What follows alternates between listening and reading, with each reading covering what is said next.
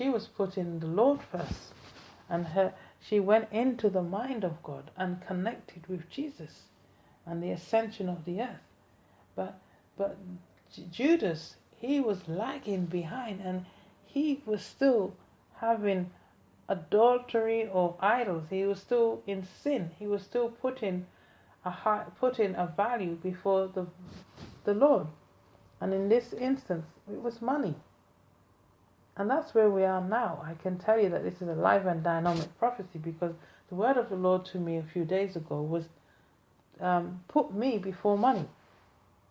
And in the beginning of the week, I started to transact in the Lord, and it was working. But as the week went on, I began to panic myself because I was putting the money before the Lord.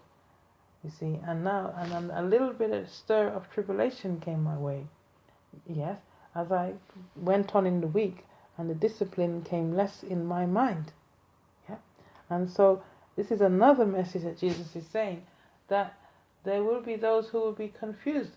They will put money, and I'm just giving an example, money before the Lord. They will believe that the money is their savior.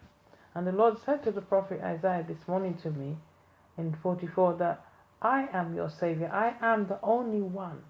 There's none other than me who can save you, who can redeem you. You see, so Jesus is bringing the message of division, and we will see division upon the land. But to know that this is signs of the time. This is signs of the time. And people will not realize how much they are putting money before the Lord. And the Lord is saying, come into my mind. Come into my mind. And I will give you the money. You see? And again, it's not everyone who will grasp and understand that concept. So I'm going to see what Lion is saying here. He's put in his scriptures here.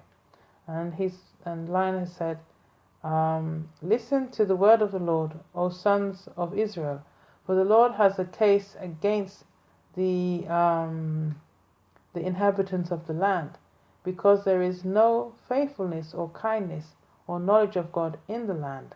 There is swearing, oh gosh, there is definitely a lot of swearing, deception, murder, stealing, and adultery. Okay? They employ violence so that bloodshed flows bloodshed. Therefore the land mourns, and everyone who lives in it languishes, along with the beasts of the field and the birds of the sky, and also the fish of the sea disappear. Hosea. So, again, this is another voice. This is a word of fire that the Lord is putting to another that has intercepted upon his earth and intercepted upon his people. And recently I found myself saying that when humanity, when people are in the lower frame of mind, that other entities, other forces can tap into that energy level, that channel, that frequency, and they can put thoughts into humanity. And consequently, we get the behavior that goes along with the thoughts.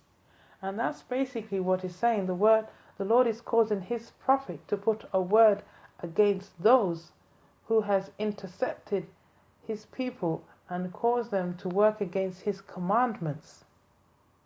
See? So the Lord knows who he's addressing, who he's speaking to. And it isn't only just the people, but he's speaking to invisible forces and spiritual wickedness in the heavenly realms. Alright? And he's saying, okay, you've got them to do this against me. But my time will come. With one swipe, I shall bring you to an end. And that will be by my wrath and my judgment. See? And then Lion goes on to say, they will fling their silver into the streets.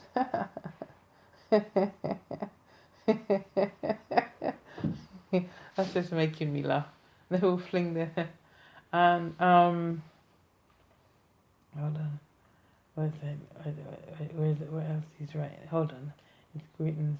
They will fling their, he says, become an abhorrent thing, their silver and their gold. Hold on. Let me just read what he's... That they will fling their silver into the streets. The silver was something that they really liked, and they would want to reject it and fling it into the streets. And their gold will become an abhorrent thing. Okay, that's a deep one there, but I won't go into that. And so Their silver and their gold will not be able to deliver them in the day of the wrath of the Lord. They cannot satisfy their appetite, nor can they fill their stomachs, for their iniquity has become an occasion of stumbling. They transformed the beauty of his ornaments into pride, and they made the images of their abomination and their detestable things with it. Therefore I will make it an abhorrent thing. Yeah. So the Lord is basically saying that my kingdom reigns over all. I am the omnipotent. I am the all-powerful. I'm the omnipresent. I am everywhere. And omniscient. I'm all knowledge. See, so the Lord is saying, I made everything. I'm the beginning and the end. There's no other to save. So the Lord said his time will come where he will cut off in one full strike. And that's his wrath, as I just said, and his judgment. So we don't want to be in the wrath of the Lord, nor in the judgment. We don't want to have that cut off. And so to come into the mind of God and to keep our hearts cleansed by calling and praying to the Lord, to still our minds and to cleanse our hearts, then we know that we can surf the flames of the earth, because they shall be purifying the earth, but we shall be in our spiritual bodies or spiritual beings. So he says, so they transformed the beauty of his ornaments into pride, and they made the image of their abomination and did things with it.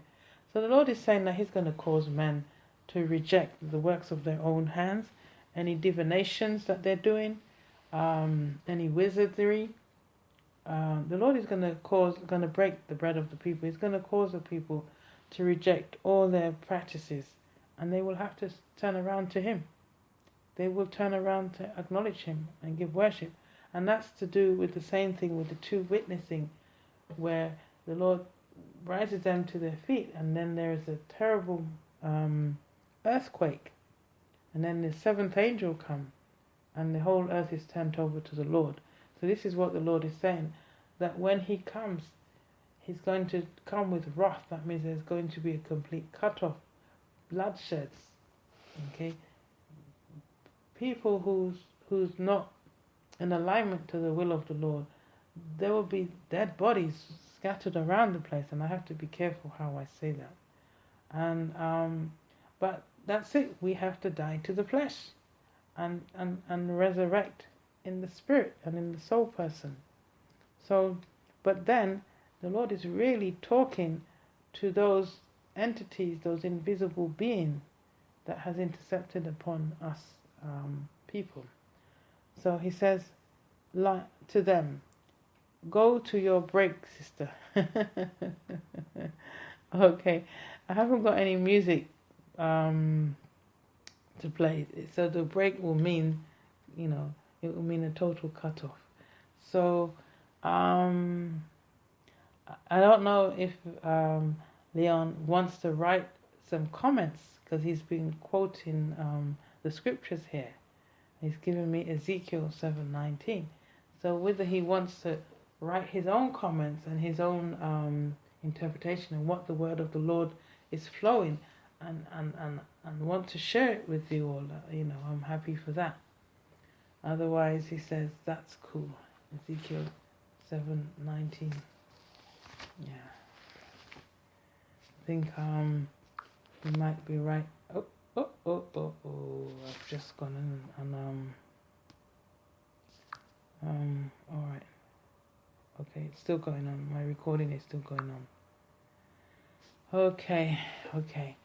So, you know what? I think I'm going to wind down here, because it's been a long and a busy week for me.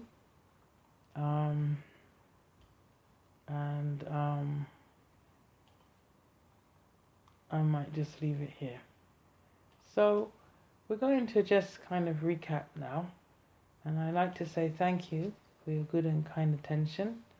And so we're just basically saying that that the Lord does he's still in the business of sending forth messengers. That's for those who hear his voice and carry a message within themselves, and they have to now project the message onto the people. but it becomes a challenge because the people are unaware of any type of message, you see. But now Jesus breaks down the message, and he's actually saying that there's going to be the heavens on the earth, but there's going to be a complete transformation, and that transformation may mean death and resurrection or life in a new form, and it will be the young that will be blessed over the old. So Leon writes, the wicked plots against the righteous and gnashes at him with his teeth. The Lord laughs at him, for he sees his day is coming. The wicked have drawn the sword and bent their bow to cast down the afflicted, and the needy, to slay those who are upright in. Yeah, so it can kind of speak for itself here, but again, I'm hearing that invisible, that adversary, that's who the Lord is addressing right now through the prophet. Conduct. Their swords will enter their own heart, and their bows will be broken. So when the wrath of the Lord comes, we have to know what side of the track we're on. You see, if we're under the tabernacle of the Lord, then of course we're saved, we're in his redemption. But if we have wickedness in our hearts, in our deeper thoughts, now we get caught up with whatever punishment that the Lord wants to bring those invisible adversary in entities. So we need to ensure that our hearts are cleansed and remain in prayers and in thoughts of the ways of the Lord. Their sword will enter their own heart, and their bows will be broken. Okay, and then he's got Psalms 37:4, and 37 means to contend with those who contend with me. So let's see.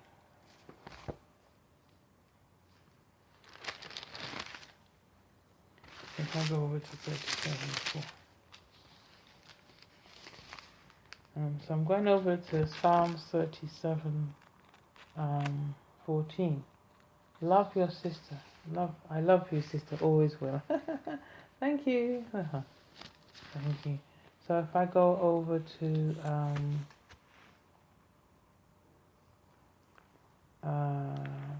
Psalms 37.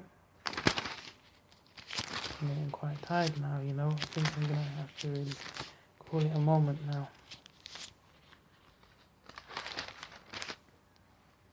So if we go over 14, he says,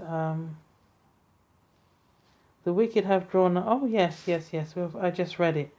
The wicked have drawn out the sword and have bent their bow to cast down the poor and needy, and to slay such as be of upright conversation. Okay, so as I said, we need to know what side of the track we are on, and how cleansed our hearts are our hearts, and what's our thoughts. So I said there will be a division. There will be those who will acknowledge the Lord and be spot on, like Mary and her sister, eventually Martha, or there will be those like Judas who are still in the adultery, in the idolical mind, and putting money before coming into the mind of God and trusting where the Lord will take them when they come into his mind. So better is a little of the righteous than the abundance of many wicked. That's right. Because the little we have, the Lord can afford to give us more. But when we become too ego, highly inflated and prideful, then we become stiff-necked. And the Lord has talked about the iron and the brass, you know. The chest, he says that that's the way their minds is. You can't talk to them. You can't penetrate their minds. It's like iron. So we want to be humble and to be able to receive and be able to be open, be able to be led by the Lord, and not think that we already know it and we haven't got. And it's also talking about listening to one another and having conversations where we grow from each other. So when we have a conversation, at the end or as we pursue the conversation